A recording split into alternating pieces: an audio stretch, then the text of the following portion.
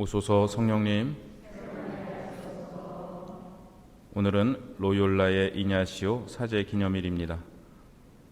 1491년 스페인에서 태어나신 이냐시오 성인은 17살에 군인이 되었는데 당시 군인은 최고의 직업 중 하나였습니다.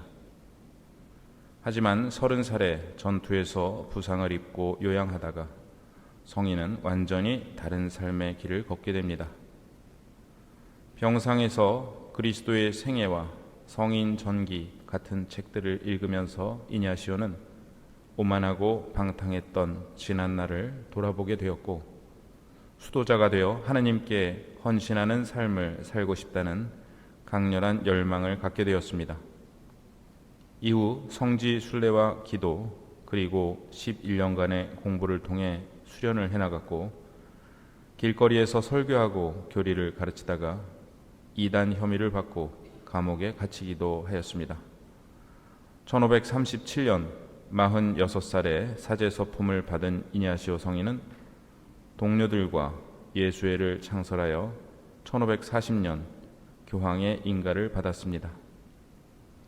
1541년 예수회 초대 총장으로 선출된 성인은 예수 회원들을 선교사로 파견하여 학교와 신학교를 세우게 하였고, 지금의 영신수련의 교과서로 여겨지는 책 영신수련을 집필하셨습니다.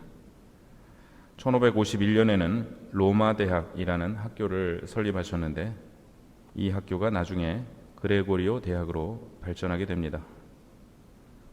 굳이 말씀드린 이유는 제가 여기서 공부했기 때문에. 이냐시오 성인은 1556년 여름 로마에서 열병에 걸려 7월 31일 바로 오늘 65세의 나이로 선종하셨습니다. 이어 1623년 시성되셨습니다. 이냐시오 성인의 가장 큰 업적은 예수회를 설립하신 것인데요. 예수회 출신 성인들은 이냐시오 성인 외에도 프란치스코 하비에르, 알로이시오 곤사가, 로베르토 벨라르미노 성인이 계십니다.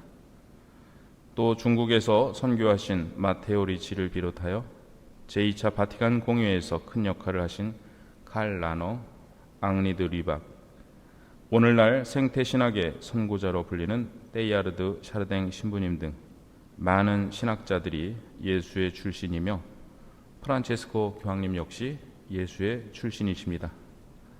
그러고 보면 이냐시오 성인의 영향력은 오늘날까지 너무나 지대하다고 할 수 있습니다. 우리나라에서는 서강대학교가 예수의 대학교인데요. 복음 정신을 시대와 상황에 맞게 연구하고 선포하고 실천하는 예수 회원들의 노력을 통해 이냐시오 성인은 시대와 세기를 넘어 여전히 우리에게 큰 도움을 주고 계십니다.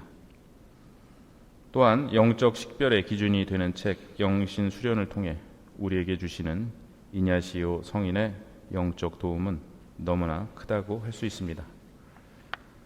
오늘 제1독서는 그간 들어왔던 탈출기의 말씀을 마무리하는데요. 모세와 이스라엘 백성은 성막을 만듭니다.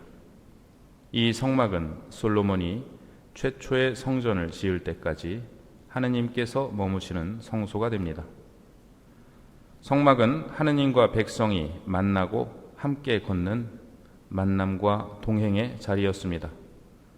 성막 안에서 드리는 예배는 백성들이 제물을 드리는 것으로 이루어졌지만 가장 거룩하고 영적인 예배는 하느님의 뜻을 따르는 것이었습니다.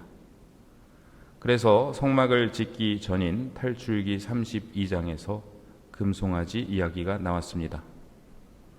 성막은 우리 가운데 계신 하느님의 뜻을 따르라는 의미이기에 오늘 독서에서 이는 주님께서 모세에게 명령하신 대로였다라는 말씀이 반복됩니다. 이에 비해 금송아지는 하느님을 배신하고 우리 뜻에 맞는 하느님을 고안해낸 것입니다. 성막과 금송아지의 대립은 오늘날까지 이어집니다. 하느님의 뜻을 깨닫고 따를 것인가, 내 뜻에 맞는 하느님을 만들어내고 거짓 예배를 할 것인가 사이의 대립입니다.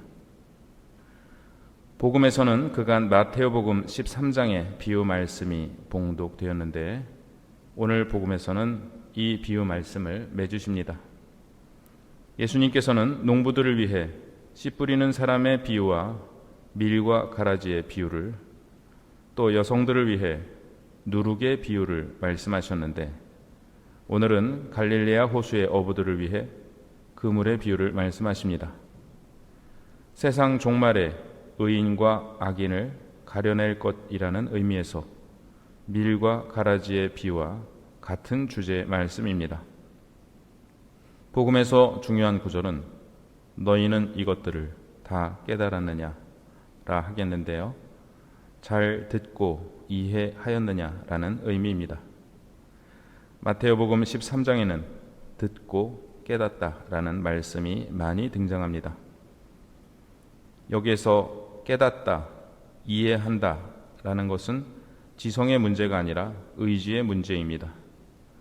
예수님의 비유 말씀이 어려워서 이해하지 못하는 것이 아니라 예수님께 동의하지 않기 때문에 이해하지 못하는 것입니다.